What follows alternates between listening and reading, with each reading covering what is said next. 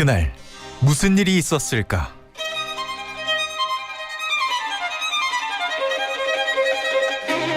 법의 눈으로 현장을 파헤치고 그림 한 장으로 진실을 들여다본다. 사건 살롱.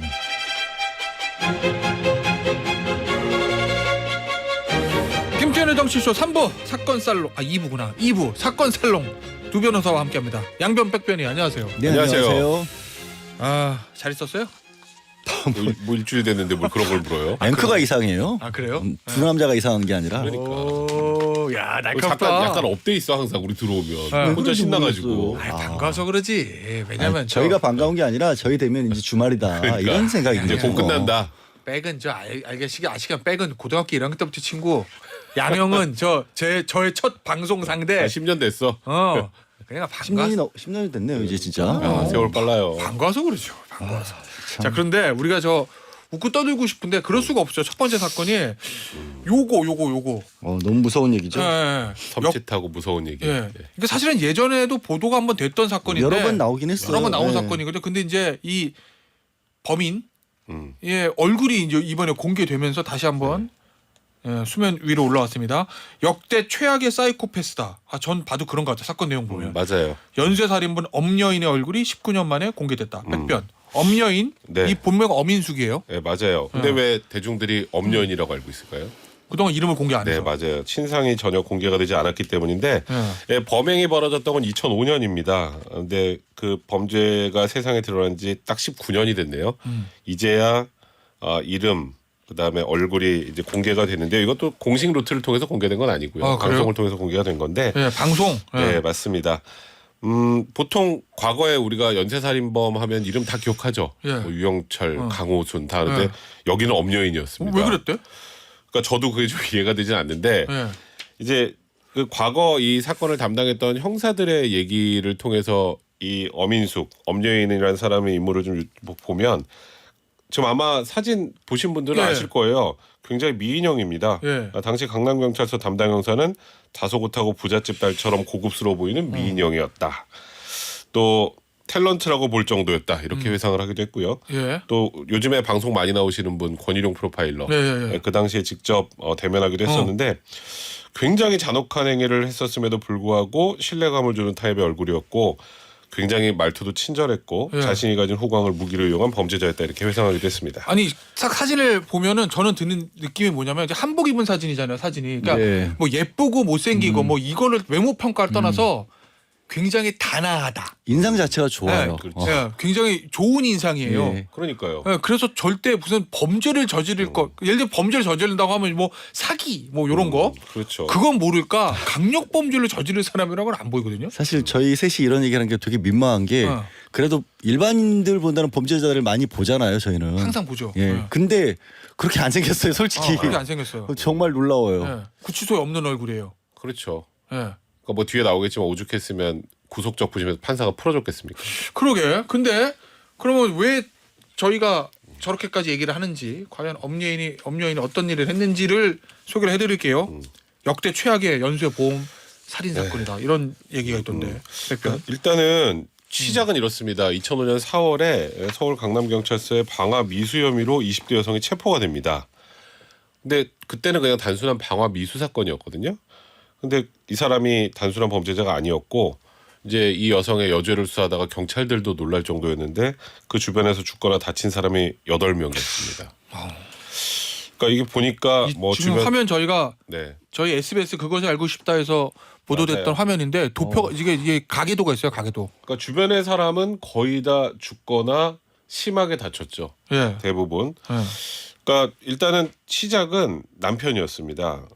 일단은 서울에서 보험 설계사로 일하던 이모 씨랑 만나서 동거를 시작을 했는데 당시에 이제 양가 부모님이 반대해서 결혼식은 올리지 못하고 둘이 이제 혼인 신고만 하고 법적 부부가 됐습니다. 근데 결혼 생활이 좀 순탄치는 않았던 것 같아요. 남편은 뭐 이삿짐 센터에서 일하고 돈 문제 때문에 자주 다퉜다고 하는데 2000년 2월에 엄여인 엄씨의 3살 된 딸이 이제 계단에서 굴러떨어져서 뇌진탕으로 사망을 하는데 그 이후부터 주변 사람들을 범행 대상으로 삼아서 이제 소위 말하는 보험 사기, 보험금을 타내는 범죄를 시작하게 된 겁니다. 그러면 예를 들면 그 딸 같은 경우에도 엄연히 죽였다는 거예요? 그건 아니었어요. 그건 첫 번째 아니었어요? 범행은 네. 그때 당시 남편이었고요. 네. 이런 식의 이 남편을 시작한 게 그 이후 범행들이 모든 다 전형적인 모델이 다 나오는데 처음에 어떻게 됐냐면 일단 보험을 4개를 잇따라 가입을 하고요. 보험 설계사였으니까. 첫 번째 남편 명의로. 남편을 통해서 그리고 나서 그렇게 준비를 하고 나서 남편에게 음료수에 수면제를 타서 먹인 거죠. 그렇게 목록하게 의식이 약간 흐릿해진 상태가 되니까 밀어서 넘어뜨립니다. 그래서 사고로 가지 뇌진탕을 일으킨 것처럼 병원에 입원시켜서 보험금을 타고요. 1차로. 1차입니다. 네. 그렇게 이제 처음 아파서 입원했을 거 아니에요. 또 그 비슷한 방법으로 잠이 드니까 이번에는 눈을 또 찔러서 실명을 시킵니다. 이거 예, 그리고 나서는 다시 또 이제 뭐 끓는 냄비에 이 얼굴에 들이부어서 화상을 입게 만들고요. 예. 이 그럴 때마다 또 남편을 지극히 간호를 해요. 그래서 몇 달 정도 그렇게 지내다가 중간에는 뭐 퇴원하고 있다가 나중에 흉기로 이 배 부분을 찔려서 자해한 것처럼 꾸민다든가 하여튼 그렇게 결과 2000년부터 시작해서 2002년 3월에 결국 이 남편 사망을 합니다. 합병증으로. 계속 뭐 이런 일을 이어왔으니까 2년 동안 2년 동안 58번 2억 8천여만 원 보험금 타냈습니다. 아니 잠깐 그러면 남편은 그 눈 잘 때 눈이 찔려서 실명되고 네. 예를 들어서 뭐 수면제 타가지고 넘어져서 다치고 이럴 때마다 예. 몰랐던 거예요. 부인이 지극히 간호해주고 나 네. 눈이 왜 이러지? 예. 뭐 이렇게 생각한 거지 부인이 그렇겠다고 그러니까 상상도 몰랐으니까 못했던 버틴 거예요. 거지. 끓는 물을 벗어 네. 화상 입었는데도 네. 그렇게 해서 두 번째 남편도 마찬가지로 비슷한 방법으로 해서요. 결국 이 남편 사실 첫 번째 남편이 사망하고 불과 2달 만에 다른 남자랑 동거를 시작하거든요. 네. 그 두 번째 남편도 마찬가지 방법으로 해서 1년 뒤에 치료 중에 상처가 악화돼서 사망했고요. 이 남자로부터는 상해 사망 보험으로 3,900만 원 타냈습니다. 자 지금 화면을 못 보시는 분들을 위해서 제가 설명을 드릴게요. 엄연을 기준으로 해서 첫 번째 남편 실명과 사망 그 사이에 난 딸 사망 두 번째 남편 실명과 사망 그 아들 사망 네. 친어머니 실명 화상 오빠 실명 남동생 화상 그리고 가사도우미 화상 가사도우미 남편 사망. 이게 다 엄연이랑 관련이 있다는 거잖아요. 혼자서 저지른 범죄예요, 저게 다? 네. 근데 이게 어떻게 밝혀졌어요? 이게 나중에 네. 그 오빠가 동생인가 네. 생활을 하다가 동생. 예, 동생이 이상하게 경찰한테 그런 얘기를 한 거예요. 왜 어떻게 된 일인지 모르겠는데 우리 누나와 관련된 사람들은 다 죽거나 다친다라는 얘기를 한 거예요. 보험금을 하도 타내니까 이런 부분들을 수사가 그렇게서부터 수사가 시작됐던 겁니다. 그러니까 이런 거예요. 그러니까 경찰에 이제 처음으로 잡혀왔잖아요. 방어미수로.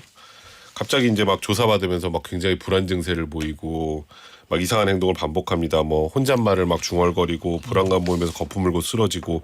그러니까 이제 경찰 입장에서 깜짝 놀라잖아요. 들쳐매고 엄실 들쳐매고 병원으로 갑니다. 이상이 없어요.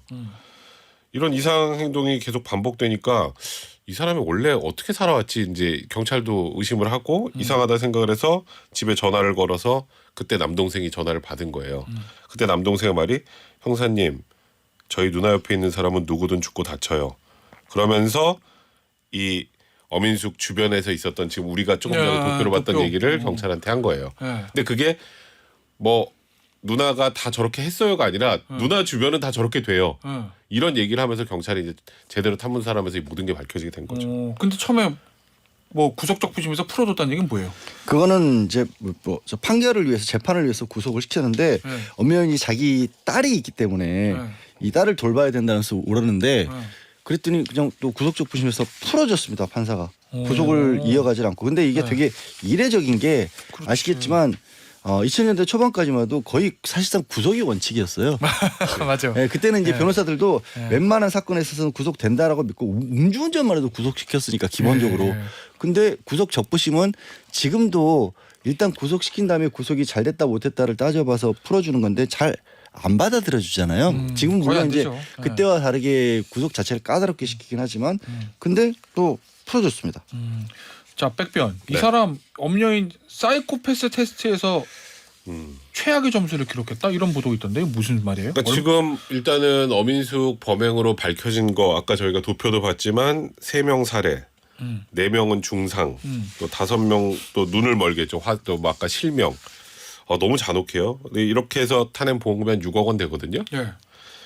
근데 정신 감정을 받았는데 이제 그때 이제 사이코패스 우리가 보통 이제 사이코패스 테스트라고 일명 얘기를 하는데 거기서 보통 뭐 40점 만점에 뭐 한 뭐 25점 이상 되면은 그런 사이코패스 성향이 있다라고 얘기를 하는데 예. 제가 알기로 지금까지 유영철, 강호순이 거의 제일 높았었어요. 37점, 38점 거의 그 정도 되면 세상에 대한 죄의식이나 누가 내 앞에서 죽어가거나 할 때 뭐 죄책감이라는 게 전혀 없다는 건데 이 엄여인 엄인숙 같은 경우는 거의 40점 만점 가까운 점수를 받았다. 그러니까 다른 사람의 아픔이나 다른 사람의 감정에 대해서 전혀 어떤 느낌도 없었던 그런 여성인 거고 이 사람이 조사 과정에서 그랬던 거예요. 일단 처음에 제 딸이 죽어서 우울증에 걸려서 이런 범행을 저질렀습니다. 마약을 했어요. 근데 보니까 마약도 안 했어. 네. 그러니까 모든 게 다 거짓말이었어요. 아니 지금 제가 보니까 자료를 보니까 아까 어머니 실명이었잖아요. 바늘. 네. 네. 친오빠 실명이잖아. 염산. 염산. 이거를 자기 친엄마하고 친오빠한테 이렇게 했다는 거잖아. 네. 그럼요. 이게 그러니까 사이코패스 테스트에서 거의 만점이 나오는 거죠. 보험금 받으려고. 만점이라는 표현도 좀 그러네요. 그러니까요. 그래서 양변 이게 이 사람 저 몇 년 나왔어요 지금 그 이후에 형이? 무기징역이죠. 무기징역 나왔죠. 네. 무기징역은 나왔는데 왜 그럼 이제야 엄인숙이라는 이름을 알게 됐느냐가 이게 몇 번 저도 말씀을 드렸어요. 제가 이제 예전에 기자 생활 처음 시작할 때마다 무조건 공개했다고 우리나라도. 맞아요. 근데 그래서 너무 많이 쉽게 공개를 하다 보니까 문제가 생겨서 법원에서 제동을 걸기에 이릅니다. 대법원에서 범죄 내용까지 언론에서 공개하는 건 뭐 공공적으로 알 이익이 있다라고 하지만 굳이 신상까지 공개해야 되냐 이게 공공성이 없다라는 판결까지 나오면서 그 90년대 후반하고 2000년대 초반까지는 아예 신상 공개가 안 됐었습니다. 그때 나왔던 사건이 엄인숙이고 유영철이었던 건데 예. 근데 그 이후에 또 2000년대 중반 후반 넘어가면서 강호순 이런 사건들이 일어나니까 언론에서 선제적으로 우리가 불이익을 받더라도 이건 우리 알려야겠다라고 언론에서 공개를 시작을 한 거예요. 강호순 얼굴이 제일 많이 알려진 네. 거죠. 그렇죠. 그 이상한 시베리아로 네, 네, 맞아요. 한 10년 가까이를 아예 언론에 이 강력범죄자들 얼굴이 안 나오다가 그 바람에 그러면 경찰에서 이제 중간 단계로 이럴 건 아니고 우리가 시민은 최소한해서 강력범죄자는 공개하자로서 그 이후에는 제한적으로 공개가 된 겁니다. 그리고 지금 우리가 알고 있는 특정 강력범 처벌하는 특례법의 기준을 정한 거죠. 그 이후에. 그리고 올해 1월에 또 이제 그 부분이 조금 더 완화가 됐고요. 알겠습니다. 어쨌든 지금 저 무기징역을 선고받고 복역 중이다. 근데 사형이 안 나왔네요. 그러니까 저도 이게 왜 사형이 안 나왔는지 네. 좀 다소 이해가 되지 않는데 네. 모르겠어요. 지금 저희가 쭉 죄질은 웬만한 말씀드렸던 연쇄 살인에 버금갈 정도로 안 좋은데. 사실 뭐 강호순이나 네. 뭐 여기랑 어느 정도 차이가 있는지도 잘 모르겠는데 예. 그 어쨌건 그 당시에 판결은 무기징역이 선고가 돼서 뭐 아마 이 여자가 가석방에 대해서 나올 일은 없을 거라고 믿고 있는데요. 아무튼 지금 청주여자교도소에서 계속 복역 중입니다. 그냥 짐작해 볼 수 있는 건 단 하나인 것 같아요. 그러니까 일반적으로 강호순이나 유영철처럼 흉기를 이용해서 사람을 직접적으로 해친 건 아니다는 거 정도밖에. 그 정도밖에 예, 굳이 찾자면. 굳이 찾자면 네. 다른 건 상상이 안 이렇게 많은 사람을 해쳤는데 왜냐면 범행의 계획성이나 잔혹성에 보면 훨씬 높은데 뭐 훨씬 세죠. 근데 이제 뭐 우리가 아는 것처럼 막 흉기를 휘둘러서 사람을 잔혹하게 뭐 이렇게 다치게 만들었던가 이런 게 결국에는 이게 감형 사유가 됐다라면 그것도 저는 반대긴 합니다만 그리고 범행 대상과의 관계들을 보면 네, 다 네. 가까운 사람들이요. 다 엄마, 남편 둘. 동생, 남편. 네. 알겠습니다. 이 얘기는 여기서 마무리하고 다음 주제 이거는 진짜 하다 보면 헛웃음이 나요. 헛웃음 나오죠. 정말 짜증 나고 헛웃음 네. 나오는 이야기입니다. 중앙선거관리위원회 전 사무총장의 아드님이신 세자 전화 이야기를 해보도록 하겠습니다. 세자 전화 이야기. 전화 이겁니다. 뭐 사극이야 지금 백변. 세자 전화 아니 나는 선관위 사무총장이 뭐 얼마나 엄청 오죽했으면 그 아들의 세자라고 그랬겠어. 아니 그러니까 이게 사실 저도 이 보다가 이게 진짜인가라는 생각이 들었었는데 아니 재벌그룹에서도 그 아들도 세자라는 표현 안 해요. 약간은 좀 뭐랄까 네. 이중적인 의미로 썼겠죠 아무래도. 그러니까. 예. 네. 그러니까 뭐 지금 성관이 직원들이 메신저에서 세자라고 불렀다고 하니까 네. 그래서 지금 우리가 세자라고 하는 건데 일단 인천 성관이가 2020년 김 씨를 8급 경력직으로 채용을 하는데 그 아들입니다. 네. 일단은 그에 앞서서 2019년 중앙선관위는 채용 수요조사에서 인천 선관위에는 6급 이하 직원 수가 정원을 초과한다. 그러니까 뽑으면 안 된다는 소리죠. 네. 뽑으면 안 된다는 소리였는데 같은 해 이 김 씨가 지원한 인천 선관위 산하 강화군 선관위 선발 인원을 쓱 한 명을 늘립니다. 왜냐하면 뽑아야 되니까. 쉽게 얘기하면 티오가 없는데 티오가 없는데 만들어. 그래서 채용이 됐어요. 그럼 이제 이렇게 채용이 됐는데 보면 인천 선관위 산하 강화군 선관위잖아요. 네. 여기는 좀 내부 규정상 격오지로 좀 분류가 돼서 네. 이런 데 갔다가 중간에 나가면 다른 사람 뽑기 힘들잖아요. 아, 그렇지. 그래서 채용할 때는 보통 5년 동안 다른 지역으로 옮길 수 없다는 단서를 답니다. 네. 이 세자 저하는 그런 단서도 없었어. 그 강화도로 왔다가 또 좀 와야 돼. 거기 일단 잠깐 있어봐. 이러고 다시 와야 되니까. 많이 쓰는 수법이네. 그거 딱 보니까. 그러니까 일단 들어오면 이동은 쉬워 뭐 이런 거잖아. 그러니까 그리고 이게 지금 예. 요런 거 TO 내는 것도 힘든데 예. 이제 서류 전형을 하는데 조건에 맞는 8급 35세 이하 인천 출퇴근 가능자를 뽑으라. 딱 이 사람입니다. 딱 이 사람이에요. 예. 그리고 면접을 할 때는 이 사무총장 동료였던 내부위원 3명이 들어오고 그 3명 중에 2명은 만점을 줬습니다. 쉽게 말하면 아빠 친구네. 예. 예? 2명은 만점을 줬고 1명도 제가 보기에 만점에서 한 1점 정도 빠진 점수를 주지 않았을까. 예. 약간 민망해서. 예. 그렇게 채용되면 아까 그랬죠. 5년 근무해야 된다고 하는데 그거 없앴다고. 예. 그럼 어디로 갔을까? 다시 왔겠지 인천으로. 그렇죠. 예. 1년 만에 인천 선관위로 자리를 옮깁니다. 아. 인천 선관위는 그 무렵에 군 선관위 직원이 시도 선관위로 가려면 3년 이상 재직해야 된다. 이것도 안 되잖아요. 그러면. 예, 안 되죠. 안 당연히 요건을 완화합니다. 예. 그리고 지금 내부 규정상 이 사람은 관사 제공 대상자가 아니에요. 그리고 8급을 관사를 주지는 어쨌든 예, 별로 근데 없으니까. 예. 월세도 줬어. 월세도 인천 선관위 지원했습니다. 그래서 이 선관위로 온 뒤에 선관위 직원들이 이 김 씨를 세자라고 지칭한 내부 메신저 기록까지 확인을 그러니까 한 직원들이 다 알았다는 거죠. 거잖아요. 다 아는 거죠. 이 이러는 정도 거. 되면 어떻게 몰라. 어? 근데 되게 이런 거 되게 쉬쉬하잖아요. 해도 약간 뭐 예를 들어서 좀 안 알려지게 하게 네. 뭐 이러는데 오죽했으면 다 아는 거잖아 직원들이. 근데 양배 나 이것도 봤어요. 평가표를 연필로 작성해라. 그러니까 사랑은 연필로 쓰라고 하는데 평가표도 연필로 지워야 되잖아요, 쓰세요. 지워서. 지우개로 이거 아니야? 그러니까 맞아요. 그 노래 가사대로 사랑은 연필로 쓰라고 그러는 게 지우기 쉽기 위해서잖아요. 네. 똑같은 일이 벌어진 겁니다. 서울선관위였는데 상임위원 아들이 면접에 응시했대요. 그랬더니 내부위원들에게 평가 점수 연필로 좀 매겨주십시오라고 얘기를 하고 내가 지우개? 대신에 이거 지우개로 지운 다음에 네. 나중에 낮은 점수 매겨 점수를 고쳐가지고 일부 응시자는 탈락시키고 그럼 다른 사람을 올리기 위해서 그런 거죠. 지운 경우도 있고요. 아예 뭐 전남선관위 같은 경우에는 이때는 또 누구 따님이 또 응시를 했던 모양입니다. 네. 점수표는 비워달라. 우리가 알아서 적겠다. 기가 막히다 진짜. 그다음에 기가 이제 막혀. 또 다른 데서는 지역에서 일단 다른데 공무원으로 재직을 하고 있으면 그 지역 기관장이 전출하는데 동의를 해줘야 되는데 동의서 자체를 서류 전형에서 내지를 못했대요. 네. 또 선관위 직원을 보내서 거기 가서 야 받아와 그래서 대신 받아온 사례도 있어요. 오, 난 성관이가 이렇게 무소불위의 권력을 휘두르는지는 이번에 알았는데 자 근데 이게 감사원 설명 보니까 백변 네. 이렇게 들어간 사람들 소위 말하는 임용 취소나든지 네. 우리 징계? 세자도 지금 다 다니고 있어요. 네, 선관위. 왜 그럴까요? 몰라. 판결이 없잖아요 아직. 아 그렇구나. 그러니까 저는 감사원은 이쯤, 예, 감사입. 감사를 했으니까 저는 네. 이쯤 되면 예. 스스로 나가야 되지 않겠어요? 어. 법원 판결을 받는 것도 그렇고 근데 네. 여전히 다니고 있다고 합니다. 아니 저는 그게 더 괘씸해. 이번에 막 증거 인멸했다고 막 아. 서류 내라고 그랬더니 이름이랑 사진 막 지우고. 그러니까 다 좀 전에 지워야지. 뭐 세자가 됐건 뭐가 됐든지 간에 이런 내용들이 나중에 감사가 들어가니까 이게 그대로 기록이 남아 있을 거 아니에요. 네. 그래서 어떻게 하냐면 우리 그냥 평소에 쓰시는 워드 한글 파일 같은 거 있죠. 네. 파일을 열어요. 네. 그다음에 그 안에 뭐 백변하고 뭐 김변하고 둘이 주고받은 내용이 있다. 그러면 그걸 지우고 그 위에 저한테 쓰는 편지를 다시 쓴 겁니다. 덮어써서 새로 저장을 하면 파일을 열어봤자 다른 내용이 들어있는 거니까. 근데 그것도 포렌식 하면 다 나오죠. 과거 파일들, 백업 파일들이 있기 때문에 그것까지 지우는 방법을 제가 알려줬어야 되나? 다 걸렸어요 그런 것들을. 그리고 서류에 예를 들어 백성문하고 사진 붙어 있으면 그 매직으로 이렇게 아, 칠해가지고 지워야죠. 안 보이게 한다고. 참 가지가지합니다. 예 알겠습니다.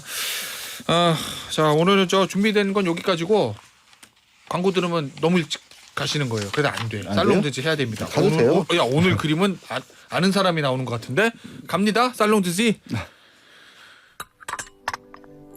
Plusieurs choses à la fois en fait, ce sont plusieurs interfaces qui rentrent en compétition pour vous capter du temps alors même que vous êtes en train de faire autre chose et donc ça c'est très fatigant. 농염하게 퍼지는 인문학의 향기. Salon de J, Yeol. 99, on nous disait toujours quand il a été possible de faire des alertes par téléphone. 양변. 예. 내가 이 그림 처음 본 거긴 한데 네. 이 주인공이 누군지는 딱 필이 와요. 그쵸? 보니까 네. 보자마자 필이 오네요. 딱 와. 역사상 가장 유명한 여인 중에 한 명일 거예요. 클레오파트라입니다. 이집트의 파라오였었고요. 예. 그다음에 그림은 알렉산드르 카바넬이라고 해서 프랑스에서 19세기 중후반에 활약을 했던 화가이고 이게 이제 아카데미즘 화가인데 아카데미즘이 굉장히 사실적인 그림을 그리지만 또 사실 비현실적일 만큼 또 예쁘게 그리는 그림들이 많아요. 클레오파트라 그 미모로 이른바 뭐 콧대가 조금만 높았다면 세계사가 바뀌었을 것 같다라고 얘기를 할 만큼 굉장히 한눈에 봐도 약간 상체를 드러내고 있고 화려한 옷차림에 정말 조각 같은 피부, 상아 같은 피부라고 했죠. 그림으로 봐도 너무 뽀얗고 예쁩니다. 그래서 그런지 이거 제가 이미지 찾다 보니까 휴대폰 케이스 같은데 장식용으로도 이 그림을 따서 이 부분을 따서 쓰는 경우들도 있더라고요. 그래요? 어차피 저작권은 없으니까 100년, 200년 가까운 제품이니까 그림이니까. 그런데 사실 이 그림은 제가 얘기했던 아까 엄민숙 엄여인 때부터 네. 가지고 온 건데 엄여인도 미모로는 말씀드린 것처럼 뭐 탤런트 뺨치고 저희 셋이 봐도 인상도 되게 좋았다고 했잖아요.